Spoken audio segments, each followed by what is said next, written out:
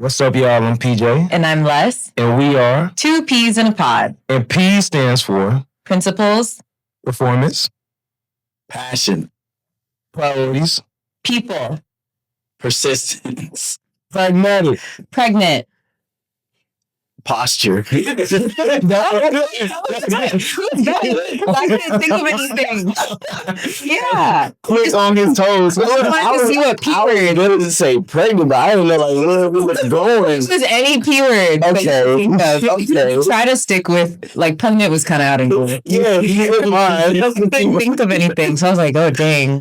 But participating. I was like, that was good. That was good. This is Richard, by the way. That's good. Thank y'all for having me. Thank you for being here. Of course. This is dope. I love this. But before we even get into Richard, we want to introduce Richard. Yeah. You know? So everyone, usually it's just us two today. Mm-hmm. But of course, we have a special guest, a Naptown native. Mm-hmm. You definitely have seen him on your TV screen, on your Instagram timeline, seen him in the news articles, right? What else can I say about this brother? He's a trailblazer, like I said with our last guest, a trailblazer, doing his thing around the DFW, a part of and I want to get this correct, the 6.3% of black news reporters in the United States. Okay. So I didn't know that. He's one of many. He's one of many. Yeah. But nevertheless, we're just grateful that he came on. A friend of mine, a new friend of Les, but definitely going to be a friend of yours as we share his story. We have Richard Solomon. Appreciate you, man. I love that introduction. Thank you so much, man. Thank you, brother. Thank you for being here. Of course. Thank y'all for having me. Yeah. I think we should start things out now that we're introduced to everyone. Yeah. What is happening with you right now? What's on your mind? What's going on? So, okay. Right now, Dallas, Texas is hot. Yeah. It's hot. It is. So, I mean, y'all know we're trying to figure out like what we need to do to stay cool. Mm-hmm. But now this is a good time in my life. Like my dad always says, it's great to be Richard Solomon. Oh. Yeah, but little do y'all know he's Richard Solomon too. But I mean, this is an exciting time in life, man. You wake up every day, you have breath in your body, you thank God, you can get up. You can walk. You might have some aches and pains, but that's just showing that you keep going in life. Yeah. But no, I'm just working, learning this area more, learning myself more. As when you do get older, I feel like you need to always relearn who you are. Yeah. Yeah. And just enjoying the space I'm in with the people I'm in, man. I love that. I'm chilling. You seem very altruistic and like positive. You have to be. You don't have to be, but you are, and I love it. I mean, just look at, there's so many things that you can pick at, and, life and death, we're going to preach now. Okay. Life and death comes from the power of the tongue. So it's like what you put out there is what you're creating in your space. So, right. I mean, I can be negative, but there's no point in that, man. Right. We're in a beautiful space right now. Heck, it could be cold. We could be free. It could be. Exactly. So it's nice out. Yeah, exactly. It is hot. You got to take the cards you dealt with and just make the best of them. And can I say this? Can you share with the folks what you said to us outside while we were waiting to get in the studio about time? Because when you said that, that's something I need to hear. Yeah. I need to actively hear. So in journalism, and this is something that you learn. So crunch time, right? Let's say a show starts at 6 o'clock. And they normally want your story, or we call it a news package, in by 15 minutes before, right? There have been times where I've gotten my stuff in a second before it's aired. Like the anchor's in the studio reading the intro, my packet just filed. Oh, wow. But time, man, you really learn how precious time is, and you understand the value of time and the value of other people's time, right? So, if people have to cancel, I totally understand, just because there are some aspects of my job where sometimes I got to cancel a story. Sometimes the night before, I've done 4 hours of research. I know everything about this topic. I done called 8 people, set up interviews, time, I had the whole day planned out. And I get in the next morning, they're like, oh, we need you on this. Or, oh, this is breaking. Or, oh, this is developed over the last 20 minutes or so. Yeah. And you just have to learn how to use your time wisely and respect other people's time. But, you procrastinate. You learn in this industry how to deal with procrastination. For sure. And I feel like you have to be agile. You got to be on your toes. You got to be flexible. But these are all the things that everybody can do. And stuff we do daily. It's just you're using it in a different a different way. Like I've learned, like just in the past hour we spent before this session, like you exercise patience to a degree that many don't have. I'm still trying. Yeah, trust me, man. There's a lot of impatient people out here. Yeah, I'll claim myself for being impatient. Now, I'm impatient in traffic. Okay, I got one VFW. I hear my mama's voice. Breathe, son. I'm like, mama, like, don't move, mama. yeah. I'm glad you shared that. Thank you so much. That's what's happening with you. Okay. I'm in school. I am in school. I'm getting my master's in anthropology, which is not what I do on the day to day, but it's so fascinating to me and I love it. So I have to be on campus for 3 weeks, which is like. Goodness. I'm sad that I'm missing Dallas, like, in the time. I'll be in Cambridge, Massachusetts. Oh, that's going to be beautiful. I've never been in Massachusetts. You're going to be in Martha's Vineyard. I know, I'm planning on going one of the weekends. Look, now, if y'all haven't seen this show called Forever, watch it. I'm telling you, man, this is art. They have a beautiful episode in Martha's Vineyard. Okay. It was just drop dead gorgeous, from the shot selection to the way they light the cast to the music it is just gorgeous. I mean, the Obamas go there. Exactly. So exactly. It's getting you're gonna have a ball. Elevated. It is gonna be amazing. You need to get away from your home sometimes. You do. And I used to move around a lot.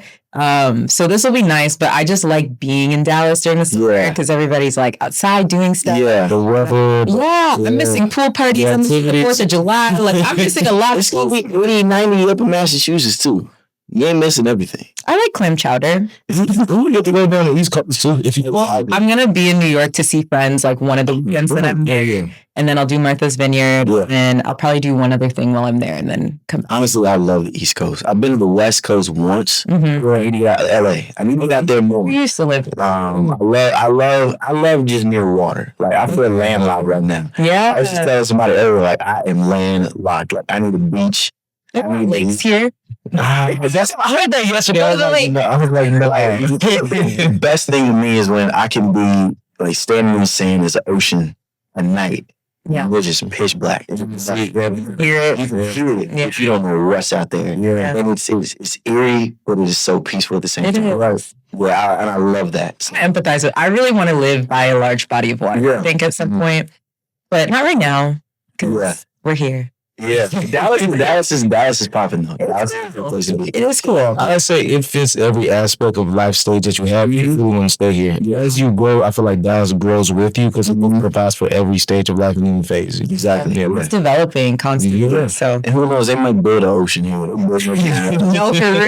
For real. TJ. What's happening with you? What's happening? For me, I feel like I've been in a good place where like I've been telling people lately. I might have said it before. Like even the problems that I have, I'm grateful to have them, man. Like I have big problems. Like I'm so like blessed by God to like even when He gives in favor, but when He doesn't, it's for a lesson. But also like I don't need it at the moment. So like I'm just like stable in that. But like things that I'm working on, I say like a big thing for me is the so I'm a director of operations and data for like this boots on the ground like healthcare clinics. And we serve me on housing. Like right now we're just trying to scale out. I'm building a project plan, really just trying to like develop like what is our approach to having a mobile unit to serve the unhoused across the DFW. Like my professional background is public health and being able to do that from a professional lens, but also of how I want to look like is a blessing. Because you know how it is working for people, you got to kind of like build their vision versus like I'm living the liberty and like early this year I said I want to lead something, and it literally is the perfect position and with the perfect community to do it with. You know, you're doing it with friends too, which is always a blessing. So that's where I'm at. Yeah, that's good. Preacher, let me tell you something, bro. You clean, bro. Tell us what you did. Nah. So look, one thing about these two peas in the pot. Pilo sent me the itinerary. Yeah. So normally, look, when I'm not at work, I am in shorts, raggedy t-shirt, chilling. Especially as hot as it is outside. Yeah. So I read that itinerary. Peter said, be clean. I said, shit. So I am a walking Czar Pinterest board right now. Wow. Czar. Me too. What's your Czar? These crazy Czar. J's obviously. Right. But just something chill. I love neutral colors. Yeah.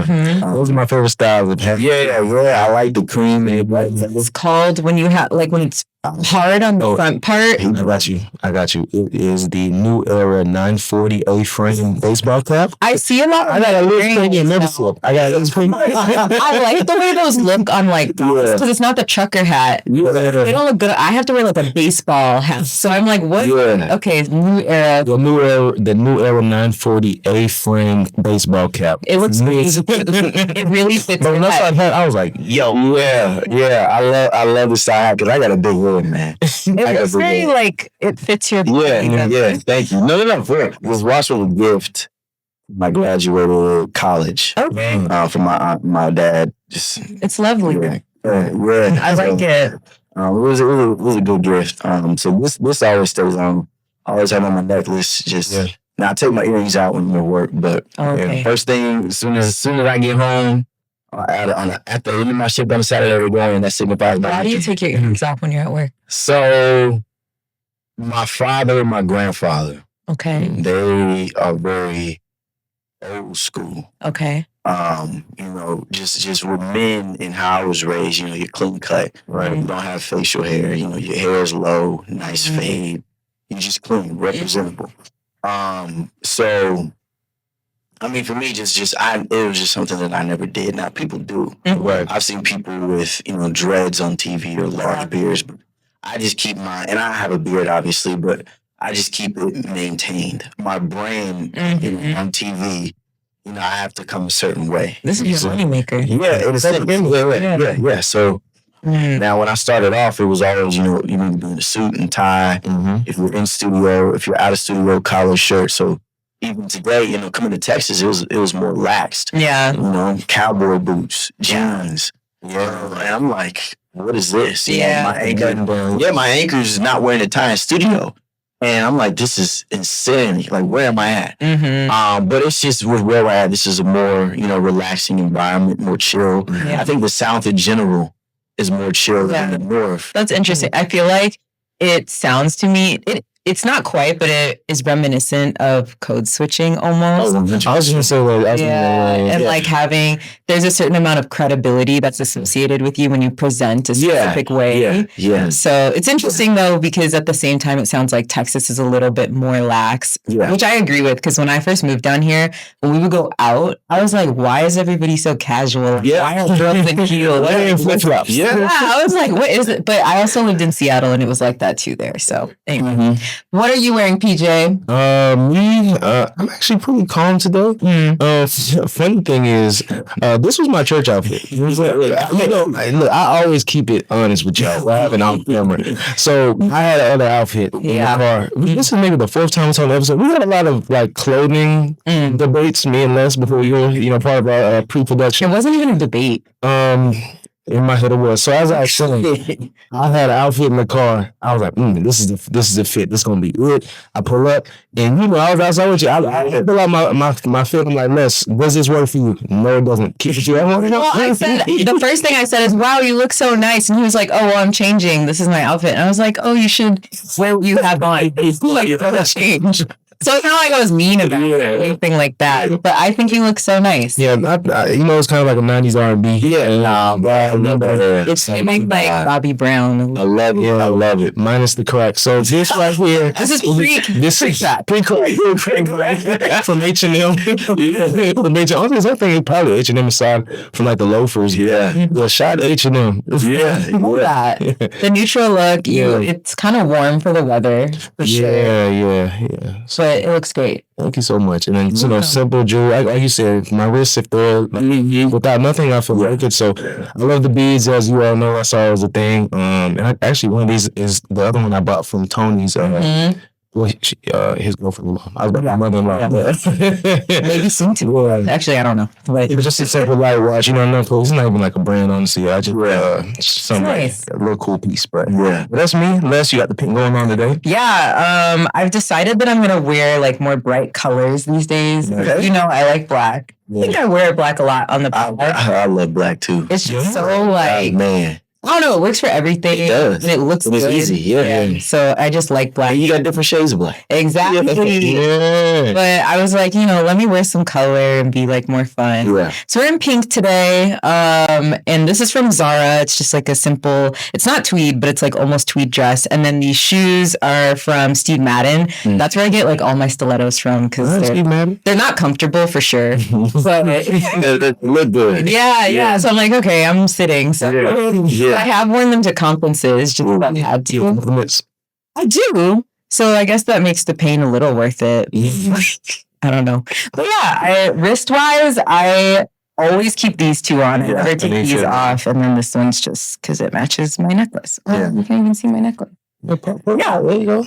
But that's what we're wearing today. Yeah. I'm probably going to have braids for like a while. Because once I get them in, I try to like keep them. Yeah. It's the summer. So I was gonna say, I know, I'm not trying to do my hair. you change hairstyle like crazy. I usually do, but like lately, my hair, I've been wearing it curly for like a few months. That's not usually how I do it. Yeah. And so I recently got braids, and now we're gonna keep these in, I think. So let's dig into the background of our guest. Yes. So who is Richard Solomon? Where is he from? Give us your background. Okay, so we can start with the name. Right? Yeah. So Richard Solomon, I've kind of made that. Now, yes, it is my birth name, but growing up, I went by my middle name. So my name is Richard Aaron Solomon. So at home, I was Aaron. Some of my best friends, they knew me as Aaron. I kind of, it was one of those things where, you go to school, you're in class, and it's the first day of school. And the teacher's like, all right, Richard Solomon. He's like, oh, no, I want to go by Aaron kind of thing. Yeah. And I think I got to college and I was like, man, I'm tired of explaining this to people. Just call me Richard. I was born and raised in Indianapolis, Indiana. My mother's side of the family were from Indiana. Yeah. Okay. His family were roots in Arkansas. My grandfather, so his mother was part Native American. Her mother was full Native American. My mom has Native American on her side as well. So we have deep roots here in America. We are born and raised in Indianapolis, Indiana. My brother and I would spend summers in Ohio with our grandparents and my aunt. So I came from Columbus, Ohio before I came to Texas. So it was like I was already home. Like I knew the area, knew the lay of the land. I had family there. How's that transition been for you? At first everyone was like, oh, it's going to suck. Oh, you're going to be so lonely. And I'm like, when's that going to it's good. It's good because, I know my family and they know. Like, one of the hardest things I had to do was talk to my grandfather about it just because that was the closest I've ever been to him an hour down the road. Yeah. He used to be able to watch me on television. Yeah. And the reason why I'm a sidetrack, I'm a side quest king. So we're going to get to the main mission. Yeah, we're on the side quest real fast. So the reason why I go by Richard now, especially on air, is because and it's not just for me. It's because I have my father, my grandfather, and my great-great-grandfather with me. Yeah. So it's like we are Richard, We are Richard Solomon. So when we were in the car, we had a discussion, and we figured out that we have this Midwestern connection, which is crazy. Yes, like there's not a lot of people down here in Texas that I've met. Yeah. There are people from the Midwest, but you're from Indianapolis. I went to school at IU in Bloomington. You went to school at Indiana State. Yep. And we know people like from your high school. Yeah. Like that went to my school. Yeah. And so it's funny that you brought up the name thing because I sent this mutual friend. Oh, what name did he give you? He said Aaron. Yeah. Yeah. Oh, yeah. Because I texted him a picture and I was like, do you know him? And he was like, oh, yeah, that's Aaron. Yeah. And when I read that, I was like, yeah. But you were like, oh, yeah. I didn't think about that. Yeah. So now that you're giving the context of the naming story, it's interesting because that's somebody from like growing up in school. Yeah. And he automatically was like, yeah, that's Aaron versus Richard. Yeah. Small. So, It's too small. Which is amazing too. Like the fact that we know multiple people. I know. Like I don't know very many people from Indiana who have come down to Texas. There are a lot. There are too many. Illinois, I know there's a lot. Yeah. I feel a lot of people from Ohio. Like growing up in Florida, Ohio folks always moved to Florida. Yeah. So can you tell us, because you transitioned down to DFW and it was work that brought you down here. Take us from the journey of Indy and being in your field, and how you transitioned in that brought you out here to DFW and how it's kind of like scaled up. Yeah. So I can tell you how I got started in this industry. Growing up, I used to hate reading. I used to hate writing and I hated the news. All right, with you. Look at that. I know. Ain't it funny I got Yeah, one? now you're doing all these Ain't it things. funny? Look, so the reason why is because one, my parents always had it on. Every night at 5 o'clock, I'm watching the news. I'm like, why are we watching this? Yeah. And the other thing was how we were portrayed in the news. You know, tonight police arrested a black man with hoodie on, gunshots, you know, same old narrative. Yeah. And I'm like, I don't like that. Yeah. But how it turned for me was growing up, I played sports. Baseball was the main sport I played. But, you know, I always watch East 60s. So on ESPN, they'd have like before a big game or something. Oh, yeah. Like today, I'm pretty sure like some reporters will put together just some packages or some stories about players. And it's like those, they call them East 60 stories. Yeah. They go in depth. That you learn about who that player is, who that person is. Oh, cool. And it just tugs on your heartstrings. So that's storytelling. So before I even knew what it was, I fell in love with storytelling. So I was in high school and my best friend Adonis found out later that we're cousins. What? I know.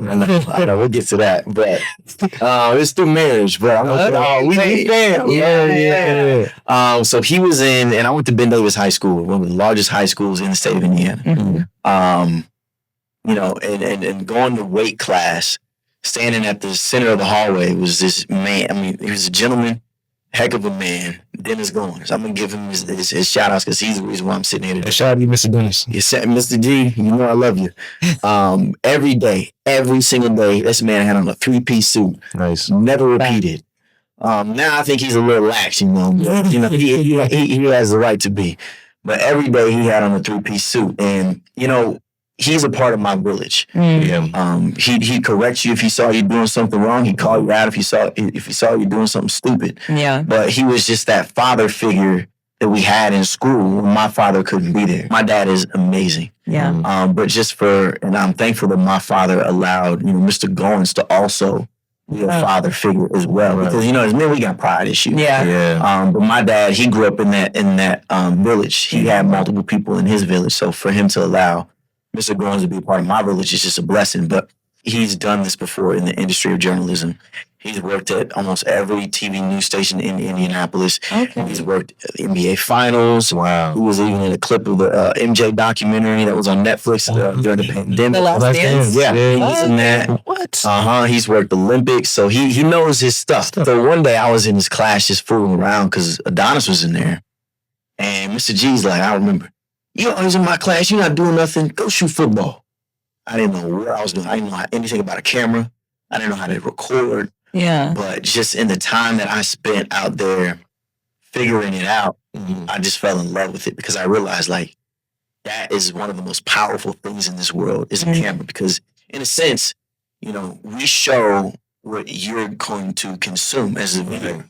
But there's great power that comes with that as well. Yeah. So then that's when I kind of figured out, okay, this is kind of what I want to explore in college. So I went to Indiana State. Now, Indiana State, for those who aren't familiar, that's where Larry Bird went to school at. In Terre Haute, Indiana, about an hour southwest of Indianapolis, headed towards St. Louis. Never been there before. My mom is actually a graduate there. Oh, yeah. So we're fellow alumni. But I went down there, and really, like when you're talking about journalism, especially in Indiana or the Midwest, Ball State is a school. Yeah. David Letterman. Where is Ball State? So Ball State is up north. Okay. I can't remember the city. I don't know. I forgot. You know. I forgot it. We didn't go there. Muncie, Indiana. Yeah. But see, there, you know, it took students a couple years to get to touch a camera in a sense. Yeah. First semester at Indiana State, I was working for ESPN3, just shooting stuff, able to be more hands-on with it. Wow. So, and like you said, you know, it's a good problem. You know, at first I was questioning the guy, like, why didn't I get into that school? I remember there were 13 kids who wanted to get into Ball State for their communication program. I was the only one that did not get in. Wow. And I was at your school? Yeah, at Ben Davis. And I was like, man, like, what is going on? Like, why? You did like an interview and all that? No, we didn't have to do an interview. It was just like application process. Gotcha. But I was questioning, like I fell down. Yeah. But really, it turned out to be one of the biggest blessings in my life. I was more focused at Indiana State. I was able to figure out a clear path.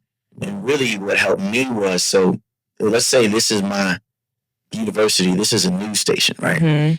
my senior year, it was March 2018. I literally woke up in bed one day. I was like, okay, I got to figure out what I'm going to do with my life. Yeah. I knew that there was a TV news station up the street called WTHI. Yeah. And I knew that Mr. Goins had a student, one of his former students worked there, Aaliyah Blackburn, who was like a big sister to me now. So I remember one day they had a career fair, and I went there and I met this gentleman, Rod Garvin, and I owe him everything too because he's the first guy to take a chance on me. Yeah. He was production behind the scenes, but I remember for the interview, I got out of class, I had like on trench coat, dress shoes, slacks, collar shirt. I looked at the report. I didn't know I was just dressing up for a job, but I was putting myself in a position already, not even knowing it subconsciously. So I walk in there and, he's like, I'm going to give you this opportunity. Yeah. And it was really behind the camera. So, I get out of science class, run to work. It was faster for me to run to work than put my car and drive. So I had to run to work, be there before 5:45, give the anchors their scripts, set up the teleprompter. I'd be behind the camera, so I'm over here like 10, 15, 30, all that, giving them hand signals. Yeah. But I said, okay, I know I don't want to be behind the camera. I want to learn more. So I'll never forget these two people as well, Rondrell Moore and Patrice Dayton. They were the main anchors in that market. Yeah. But I literally being there, man, I remember Patrice said to me one day, we're going to have to work on your voice. So I know you brought it. Yeah, I want to hear it. So, you give us your... I will try in a second. Okay. But, because going then, I sounded ethnic. I sounded black. I know, but... What sound I say this? I ain't gonna lie. Yeah. Because, how we met, and I didn't even share how we met. We met at Dallas Urban League, right? It's a professional organization, a network, and do a lot of work within the community of DFW. And that's how we met last April, I remember. And why I bring that up was because that was a professional setting, and then I would hear your news voice, right? You were like, no, and then we linked up. And then I was just like, this man's same color country, bro. I'm not gonna lie. When I saw, so he sent me your Instagram. Yeah. And when I saw your Instagram, that and then meeting you in person, your voice didn't match what I. Yeah. Which I should have known because I was like, I know just how we are, black people. Our ebonics, words, and I appreciate that so much about us. But going back to what you were asking, just about how I look. There's a certain time and a place for that. So Aaliyah, she had an amazing how she sounds sitting here in the setting is different, but it's the same version of her. Just it's more authentic. It's more authentic. I'm going to sit up straight. I'm going to pronunciate my words. Mm-hmm. I'm going to come to you with a different tone, a different dialect. Mm-hmm. It's still me. Yeah. Now, everybody, when people start out in this industry, it's, I got to have a rapport voice. It's like, tonight at 5, we're working on this news story for you. I know. They want you to be basketball to all different. They want you to be you. I'll never forget, man. One of the greatest lessons I learned in that building was from meteorologist Kevin Wood. Okay. He said, Richard, just be you. And I'm like, you ever watch That's So Raven when she gets the vision? Yeah. I'm sitting there whoa. Yeah. It's so hard to understand, but once you understand it, it's why haven't I done this whole time? Yeah. So if you watch, especially reporters at my station, ABC here in Dallas Fort Worth, Channel 8, they're themselves. It's just a more polished version. I have two things. Yeah. So one, I just want to share with everybody because we talked about code switching, ebonics. Mm-hmm. Ebonics is a language. Okay? People think it's not a language. Especially when you get deep down south. There's actually rules to it. Certain things, if you'll try to speak, it doesn't make sense. There's rules to it. So I just wanted to say that because I watched the whole documentary and it's fascinating. Yeah. Try to put the link in our description if I remember it. Yeah. The other thing I want to ask you, so you spoke a little bit about not getting into Ball State in that program and how you were kind of God, why is that happening? What's the reason? And you figured out you were able to have more hands-on access earlier in your career. Are there other places throughout your journey that you felt challenged or dang, I really messed up or I'm struggling right now? Oh, how did you handle those? So my father has always said, I'm thankful for the things God did not give me. Mm-hmm. I'm going to sit on that for a second. Okay. a lot of times we praise God for all that he's done, all that he's doing, all that he will forever do. Right. But think about those times that he's taken something away from you. Yeah. And you thought it was the thing that you wanted. I can guarantee you everything that he's taken away from you has been to protect you. Yes. Think about it. Yeah. I can even think back to a relationship I was in. I thought it was it. Gone. Yeah. I'm like, God, what are you doing, player? Yeah. But honestly, it was the best thing for me. Because you look at where you were then. Yeah. You look at where you're at now. It would not have fit your life. Exactly. I would not be sitting in this chair now if I would have went through certain things that I wanted back then. Yeah. So yeah, I mean, and really along that line, so I learned how to be appreciative of other success. Okay. You know, you got to learn how to support people who get the things. We talked about this. Well, you just have to, you know, because it's not going to feel good when you get it if you're the only one celebrating. Like when my homies, you know, get something. Get excited. Man, I'm genuinely happy. Yeah. Because I know how much work they put in. Yeah. And I've seen just how it makes them happy, right? Yeah. I had a mentee of mine last night. She told me she got a job offer. And I'm just elated right now just because I know how much work she's put in to get to that point. Yeah. And I'm like, see, this is what it's all about. She's like, I've never seen you this happy. And I was like, well, you know, I'm happy for you. Yeah. So on those struggles, like failure it's not a failure, right? It's a lesson. Yeah. Because when you fail, you're still moving up in a sense because you're learning something else to help you along the way. The day you stop failing, the day you stop learning is the day you die. My dad always says. Yeah. Not physically, just figuratively and mentally. You've mentioned a couple people that you've worked with or who have taken chances on you, who have supported you, and you've mentioned your family members. Is there a specific person or like maybe a couple people who have really influenced your career trajectory? And you may not even know them. It might just be people who've inspired you or like any... Yeah, actually, I come to mind. So he's a coworker of mine now, but his name is Scoop Jefferson, right? Scoop Jefferson. Growing up in Indiana, I used to watch his brother. So 20 years ago, he used to work in Indianapolis. He works down here now with me. He's from Indiana too? He's from Dayton, Ohio. Okay. He worked in Indy. Like I joke at work, you know, people don't believe me.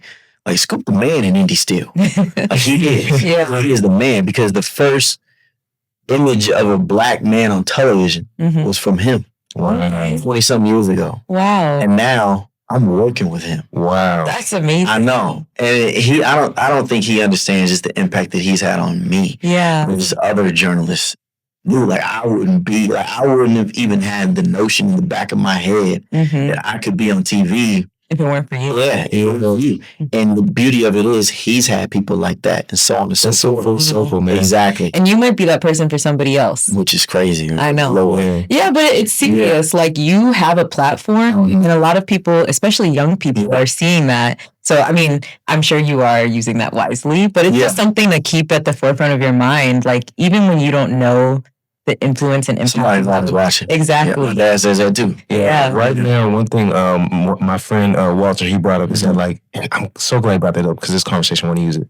There are destiny helpers that people that come into our lives. Like God places people specifically in portions of our life or even significant moments to really bring us to the trajectory of the mission and purpose set out for us, bro. So really, Scoop Jefferson, that's his name, right? Yeah. It's literally a destiny helper, bro. Yeah. You don't even meet him yet, you know, but he literally is what helped propel you to where you are now in that process. And you're right next to him. Right next to him. I'm calling right now. Yeah, It's crazy. Yeah. I do have a question. You have a question? No, go ahead. Because we're getting there, bro. I want to get there because we talk about the studio a lot. Yeah. So what got you at WFAA in the midst of that? And that probably ties to even your question of like some folks that help, you know, get you out there right now. Yeah. So I was in Columbus, Ohio, a great storytelling shop. So when you think of WFAA, man, it is the mecca of storytelling. Some of the people who I work with today are some of the best in this business. Just with storytelling, writing, on-air presence. Like it still shocks me that I'm even in this room. But when I was in Columbus, Ohio, I knew I wanted to go up. My goal is to be a national correspondent one day, Lord willing. I knew that I wanted to move up market size. So at the time, Dallas-Fort Worth was number 5. Now it's number 4. I think it goes New York, LA, Chicago, You're a big city, Dallas, man. Fort Worth, which is crazy, bro. It's crazy. That's a blessing. And even for this many young people to be in this market is unheard of. But it shows you just how the times are changing and just, how the talent can do the job as well and do it well. And the way y'all presented, y'all are so, because I follow your page heavily, y'all are so in the community and on the ground. Like, WFAA really be in the thick of it. Yeah. Appreciate that. Yeah, for sure. Yeah. So I'll never forget, I was sitting at my desk in Columbus, I was doing something. I see an email pop up from Leslie McCardle, the news director. And she was like, I got an opportunity if you want it. I'm like, this got to be spam. So I took to my news director. I was like, is this a what do we call it, a phishing email? I was like, this can't be real. And he was like, you'd be a fool to not, even entertain it. So they just scouted you, like they saw you. I think, which is amazing. Yeah. Because I work for the company Tegna, and they allow, everybody has access to everybody's work in a sense. So you know just who is in the business, who's in the company. It's a great company just with the accessibility and just the resources that we all have. And so I was considered an in-company transfer, so kind of a promotion in a sense. Okay. So I never knew anything about Texas. Didn't know I wanted to come here. Like I said, I thought I was going to go to Florida, honestly. I wanted to be around some beach. Some water. Man, I love Tampa. Really? Tampa was calling me. Okay. A couple of Junes ago, my dad and I went to Tampa. Yeah. And I'm like, Pops, like, I can get down here. I get extra bedroom. You come on whenever you want to. So you get the email. Yeah, I got the email, and then, started talking to her. I was intimidated because I'm like, this is WFAA. Yeah. And, one of the things that people told me just during that interview process is just be yourself. Going back to what I heard in my first market, you're not here if you're not talented.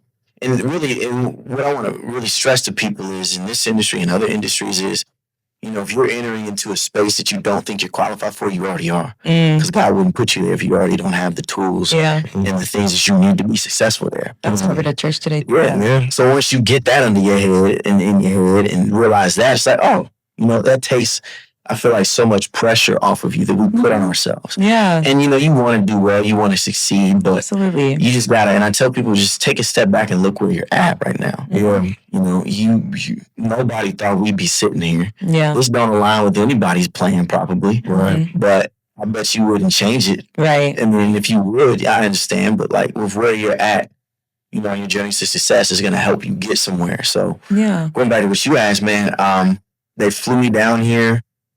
My third time being in Texas, first time being in Dallas, Fort Worth. Yeah. So I was like, okay, this is big. This is what I want. I've asked for it. It's here. Yeah. So I took it. I prayed on it. I told my family. It was hard for them, hard for my mother, because I've been close to her. Yeah. We're still close, but physically close my whole life. The longest we've been away from each other is 3 hours. Wow. But she comes down often. My dad and brother and grandfather came down for my birthday. I go home often, so it works out. And I love it. I really do. And one of the biggest things that I appreciate is with my coworkers. Because I can go, these guys have 25, 30, some even 40 years of experience in this industry. What people don't realize is one of the biggest stories that was covered in Dallas Fort Worth was the assassination of JFK. The station was so close. I can't remember the gentleman's name who had the video of the assassination, but he ran that up to WFAA. Wow. And so Is this right around the corner? And they did a newscast they still have the same studio. It doesn't look the same, but the studio from where they broke that news at is still there. Wow. This is one of the most prolific news stations in the country, and I'm here. Yeah. But it goes back to realizing, you're where you're supposed to be. Because there's the practice that is, I think it's Japanese called Kaizen. It's just continuous improvement. And that practice is what allows you to reach your goals with a clear plan, right? And you don't accept failure, like you said. And nothing, my mentor always said this, nothing beats failure but to just try. Like I said, I was one of 12 people that did not get into Ball State. Yeah. I can guarantee you I am at the top market out of all those people. Okay. And I'm not saying that to gloat, but it's just saying like you never know where you're gonna end up. Exactly where your journey's gonna take you. Or just what you think might be, something hindering you could be the best thing for you. Well, and a lot of people, they want to see that path that goes straight like this. It's not like that. You might bump here, you might go here. It look like this. Yeah. The biggest thing is stay in that course. Exactly. Staying on. Yeah. When Nipsey Hussle said, man, you just stay in your lane. Yeah. It's something that when somebody explained it to me this way, like run your race. Because if you're looking from side to side, you're not running straight. Exactly. And fall behind. It's like focus on what you're doing, not what somebody else is doing next to you. You also, like, as you were explaining the fact that you could go to your coworkers, they'll help you. It raised the question for me, what does like your day-to-day look like? Because I think a lot of people don't have insight into that. Okay, so people think we just there for the blitzing at 6 o'clock. And I tell you, by the time I get to 6 o'clock, I'm dog tired. Yeah. Because really, my day kind of starts the day before, pre-planning. Yeah. So, you got to know what's going on. So we have a thing, it's called a beat system, where every reporter has, an area of town because this is so big and it continues to grow. Dallas-Fort Worth, I think Fort Worth is the 4th largest city in Texas this week. So it's growing. And this place is growing.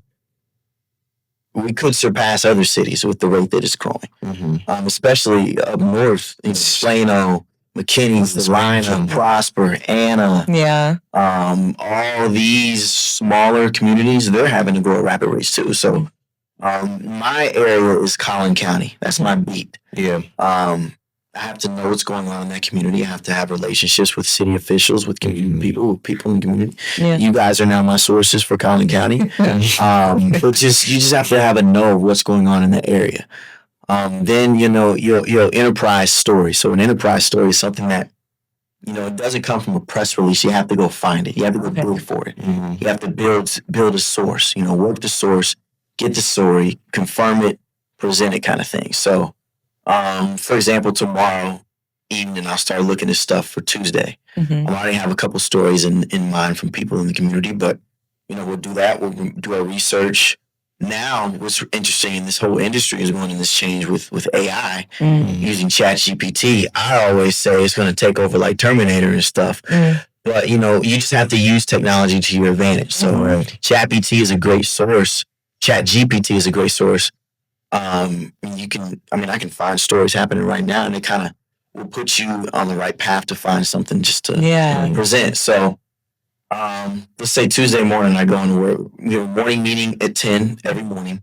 You go in there, you pitch your stories. So I have some things set up, They'll go in there, they'll decide what we need you on today, or if it's a, must cover for that day, or if it's something breaking right now, or something that, we need to preview that's happening later on tonight or later on that week. Yeah. Or one of your enterprise stories. Okay. You'll go out, you'll make the calls you need to make. You'll go get your interviews. We have 4, 5, and 6 o'clock. So you might be live in any show. Okay. So that could be a possibility. Are your stories at any of those times? They're at any, yes, but they're decided in the morning meeting. So let's say Friday, my story was 5 o'clock. So if I'm a 5 o'clock story, okay, I know we need to have everything shot. And what I mean is, my photographer and I will go out. We'll get our video, get our interviews, do our, anything else we need to do. We want to be down writing the story, which falls on me, at least by 1 o'clock. 2 o'clock is pushing it. 3 o'clock. Okay. Because you also got to give time for your photographer to edit. So I get my script in, send it back for script approval. They approve it, make any changes necessary. I record it, so I track it, as we call it. Give it to my photographer. They edit it, send it back, or we send it in the system and gets on air. If we're live, we'll pop it for the live shot, do that, and get out of there. Then I got to get back, do a digital story. Another layer. Yeah, digital. So if we do a story on air, it's got to go online as well. Because people don't consume news by just sitting down at the dinner table. I watch your IG.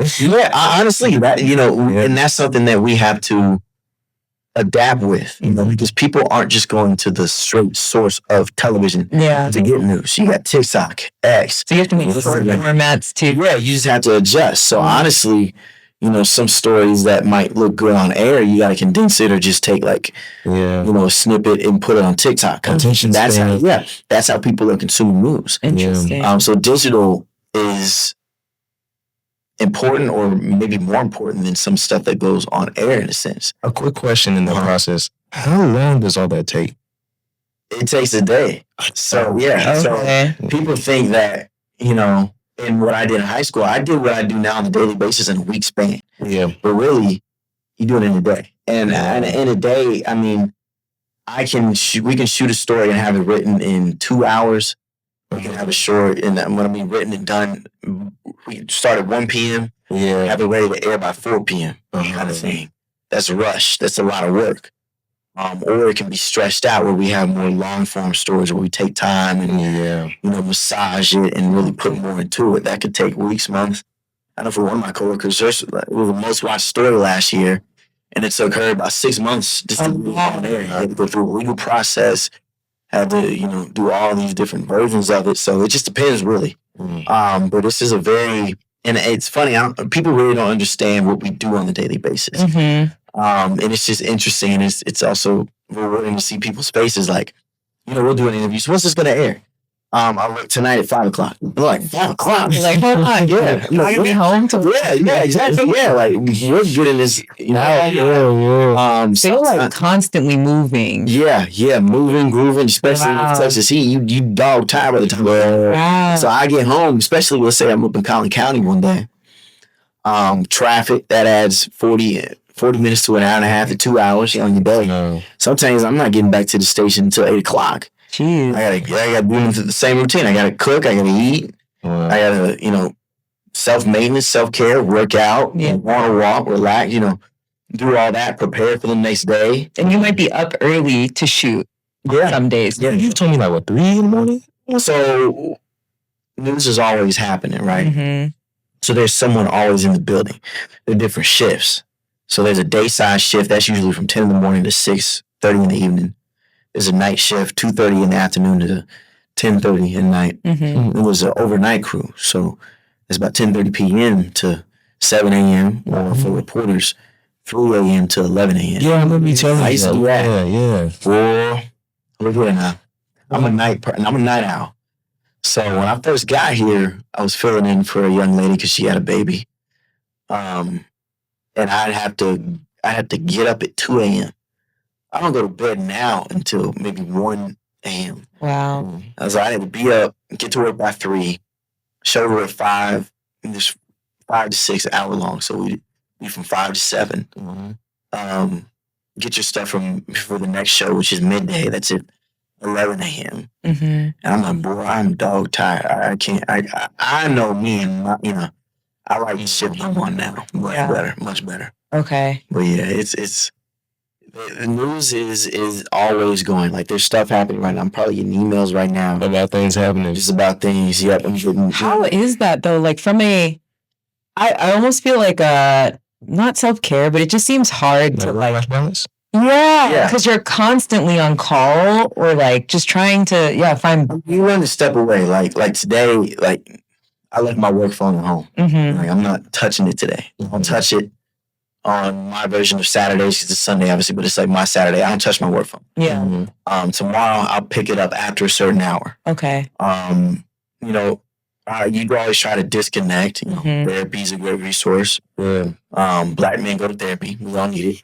Men. Yeah, everybody's black. Camera, go to therapy. Just spending time in nature, being outside, hanging with friends. Some of the best things for you are hanging out with people who are not in the industry. Yeah. You hang with people in We'll talk about it. Exactly. Talk about work all the time. Yeah. And I'm fortunate enough to have friends here who work together, but we can also talk about other things too. Yeah. But I mean, I've gotten the hold of it now, just the work-life balance. Now, it is weird because I'm working, you're always working. And you'll work on Christmas. You'll work on Thanksgiving. You'll work on, New Year's. Just those days where things are happening. Well, in other businesses and industries, you're at home. You're on break. Yeah. And I gotta call y'all when y'all on break for stories and stuff. Yeah. But it's just it's interesting. It does make it harder to have some components of life, like relationships with people who might not be in the business, just for people to understand. Exactly. That time consuming. Like I can't, run off. Like my brother loves traveling. Oh, let's go to London. Like, bro, I can't. Like, give me the date. Like, when you trying to go? Yeah. I'm trying to go this week. Bye. Yeah. I can't do it just because. These a few months. Exactly. To plan to get stuff in order for work to be ready for that kind of thing. So with all of that work, and I think I know you really want to ask this question. What is one of the most interesting or wild stories you have? So wild. I was face to face with a tiger. What? A wild tiger? No. Okay. So cool. it was in my first month in Terre Haute, Indiana. Oh, okay. So you're in a rural area when there's like cities like Brazil or Paris or stuff like that. So it was a town called Brazil, Indiana. So it's 20 minutes from Terre Haute, headed back up to Indianapolis. And there was this exotic feline rescue center. So the guy, never forget, he's about tall as that camera. Oh. Short guy, old guy, Joe Tapp. Never forget this man. Okay. And it's ducked off, like you in the sticks. Like you're in the woods, the trees. You don't have cell service. So first time going, I'm like, where am I going? Like, Lord. So I get there and this guy has just this rescue center of all these lions, tigers, leopards. Oh. Exotic animals. He has fence there. Just all these crazy animals that you don't see this place. And the fence separating it's just backyard fence. Oh, I'm like, wire. That's like Tiger King. So actually, he did. Now, it was one day I went. It was like a couple of years after, or probably a year after. So he and I had developed a relationship. He had called me. He's like, hey, I'm getting some animals from the Tiger King. Oh, wow. Yeah. So, I mean, those animals were vicious. So, but literally, and I'll show you the picture, man. I'm sitting there because the animals were getting their teeth cleaned by the vet. So they had to sedate the animals. Oh. And so I'm literally standing on top of a tiger. Oh, wow. It's like a white tiger. And it's really cool. What was it meant to be like? That head is huge. And so I'm looking like, okay, I'm faster than you. That's what you like about to get you. No, because look, in the wild, what did the animal go for? The slowest. Right. I ain't about to be slow. How big the head is. Yeah. And this was, I think, a 5-year-old tiger. Wow. So it ain't even, it was big. But I've covered, everything in a sense. I've covered federal executions. Oh, wow. I've covered sporting events. Okay. I was at Rangers opening day, which was cool. This is like a very big range. Yeah. So we're called GA reporters. So general news. So anything that's happening. Okay. For example, the ACM Awards were here a couple of weeks ago in Frisco. What are we seeing? American Country Music Awards. Okay. And Reba McEntire. I'm standing there talking to Reba. You talked to Reba? She's about 5'7". Amazing lady. She seems like she has a good woman. She really does. And you're talking to her, and you can tell that she is a person who will just welcome you in. Yeah. Very inviting, very warm, very loving. Yeah. I know Jelly Roll. A lot of my coworkers know Jelly Roll. We've done so many interviews with him. The guy, he was on American Idol, Kenyon James Hill. Okay. I interviewed that young man who has an incredible voice, Marvin Sapp. Oh, really? I haven't interviewed him. Scoop interviewed him, and I'm at the one day. Scoop went to his church, He closed the doors that time? No. But the story was on that. Oh, my God. Close the doors. Close the doors. Close the doors. But, it's just amazing how many people you get to meet. Yeah. You do a lot. And I think it really shows in your work. And the reason I say that is because you are 3 times Emmy nominated. Yeah. And y'all won one last year, right? Yeah. Thank you. Amen. That's a huge deal. Yeah. Like, not very many that's people not small. say that. I don't have an Emmy. I probably won't ever get one. Thank you, man. Thank Maybe you. for this podcast. Yeah. Nah, man. So like in this industry, you can win awards. I know I've been a part of Moral Awards. That's like a very prestigious award. Oh, but I wrote that down too. Yeah. And this award honors individuals and organizations who work has fostered growth, quality, and a positive image of journalism on broadcast and digital platforms. Brother, we made sure we wanted to highlight you, bro. Thank you. Thank you. I know who we have on this podcast. I'm sweating. That's a sweat. Okay. Do you want to pause for a second? No, we good. Okay. Nah, I appreciate it. It's an honor, especially amongst your peers, to be recognized. Yeah. Because, you don't do this for the awards. But it sure does feel good to be acknowledged. It's the fruits of your labor. Exactly. So I remember, man, like I forgot I was even nominated for this year or last year. And I'm driving. I'm at work. I'm driving to Fort Worth, and my phone's blowing up. I'm having people from my first market hit me. I'm like, they're like, congrats. I was like, what? Yeah. To me for, Yeah. And then my coworkers started calling me. My friends here like, oh, congrats, you your first one. And I was like, wow. So really, the best part of that is calling my dad, calling my mom, my grandfather, my aunt, my brother, just letting them know.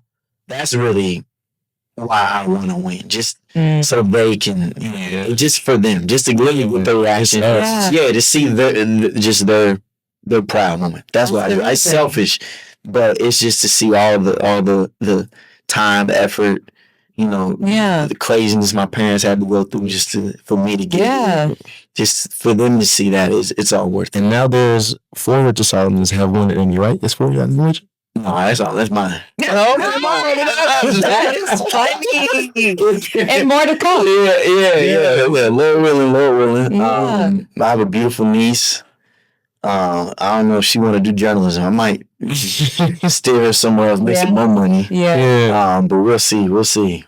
You've shared so much with us. I know. I just be blabbing. No, it's good. No, it's me. We have like 2 questions that I really want to ask. Oh no, you cap us off. Yeah. So the first one that I'm going to ask you is, if you were not a journalist, what would you do? Okay. Or what would you be doing? I probably something business related. Okay. Or local government. Oh, that's interesting. Yeah. So I probably one of those fields. The last question that I would like to ask, unless you have another one, is, what do you want people to remember about you after today? Yeah. What I want people to remember about me? Yeah. Or even if there's anything you want to plug. Okay. I am not special. And yes, I'm special. But what I mean by that is, anybody could get in this seat. Anybody can get in anywhere they want to go. It's just how much you're willing to put in. I listen to a lot of just motivational things, paradigm shifting things, a lot of books. I said it, Nipsey Hussle, Bob Crockett, just a bunch of motivational things that just pour into you. You can achieve anything you want to in this life. It's just how much you're wanting to. Just the sacrifices you want to make to do it. There's still things that I think I could have if I worked a little bit harder or locked in a little bit more. Yeah. But, any situation that you're in, you can change it. Yeah. God has given us the ability. We are the only organisms that have the gift of choice. And with that, it comes with great power, great responsibility. You can choose the right thing, you can choose the wrong thing, but you can change your situation. It's just you gotta surround yourself with people who have what you want, who have attained what you want. Yeah. And you might have to sacrifice. You can't go out every night. You can't spend money every night. I don't do those things because I know of where I'm trying to get at. I gotta save X, Y, and Z. Or I can't be in that crowd because I don't want to be around. Yeah. Yada kind of thing. Yeah. But that's the beauty with life, man. You can change your direction of it if you want to, and it's solely on you. Yeah. Oh yeah. I love that. That was really well said. I just Yeah, that was beautiful. Wow. That was inspirational to me. I have a question actually. yeah. Okay, now you have a question. Well, you're actually gonna like it though. Okay. What you listen to right now? Oh, yeah, I do like this question. I bet. My country favorite right now. Okay. Come on, man. I know. It's gonna sound bad. This is my favorite question, actually. Yeah, I know. Yeah. So okay, preference. I grew up listening to old R&B, Teddy Pendergrass, Sam Cooke, Okay. Temptations. Mm-hmm. Okay. So I love R&B. R&B has a special place in my heart. R&B wise, y'all ever listen to Odile? I've heard of So-so? the name. Yes, very good. Oh, that's him? Yeah. Okay, yeah, I know that. Listening to that. GNX, obviously. Next, yeah. Leon Bridges. Love. Love. Amazing. Oh my gosh. I ran into him. Really? I was gonna say, look, y'all catch me anywhere, it's gonna be double D's. And Really? I'm gonna preface this. That's my spot. That spot. I'm gonna That's preface my this spot. because it's not what you think it is. Okay. If you hear the name Double D's, you Oh, yeah. it ain't what you think it is. Double D's is where people who got stuff to lose hang out. And they want to dance. Like, they don't want to get around in BC. Exactly. He's like, oh, you want a Double D's, You done. didn't have a good experience the first time you went there. Yeah, my car got broken. But now they have security. No, They have I've got security. it now, bro. Okay, cool. They don't have cool. security that Cool. is there now, but Cool. Double D's. Double D's. And then what I love about Double D's, we on the side mission right now. But Double D's, man, it's just like a great nostalgic vibe. Like, You know what? you're not gonna Let us hear get it. the line down. Yeah, but no, it's cool though. I'm gonna wait my turn. But look, you just gotta get in before 9 p.m. Really? That line- That's how I know you go because you know You had to get in before 9 That's how I tell p.m. you. I'm like, hold on, we gotta be. Otherwise, I'm not going. Exactly. I'm not saying it. 9 p.m. because that line, I was riding by last night. It was 10 something. You said no, No, I wasn't even going, but I was just, curiosity. That line was right around that building. but it's so good, y'all. It is such a warming space, and you have good music, and the music is not. You're not gonna hear no killer rap. Like, No. I'm not gonna go in there and hear a little bit. They play old stuff too. Exactly, Yeah. exactly, and I love it. Another artist that I'm really heavy on right now, and I've been heavy on him for a minute, but Leon Thomas. Yeah. Bro, that was who I'm listening to. I'm waiting for the deluxe. Yeah, me too. Me too. I just told my buddy. Save. Oh, okay. Now country, I know y'all. I know. Mario Wallen. Actually, I've heard the name. I know. I have His brother just put out an album. I've listened to one or two of it. Doesn't he, or is it somebody else who has the song with Big X, The Plug? It's like a country. I know what you're talking about. I just don't know the name of it. Is it not Morgan Wallen? No. It's somebody else. Let me look it up. Mario Wallen, he's got some good music. Luke Combs, Shabuzi, obviously.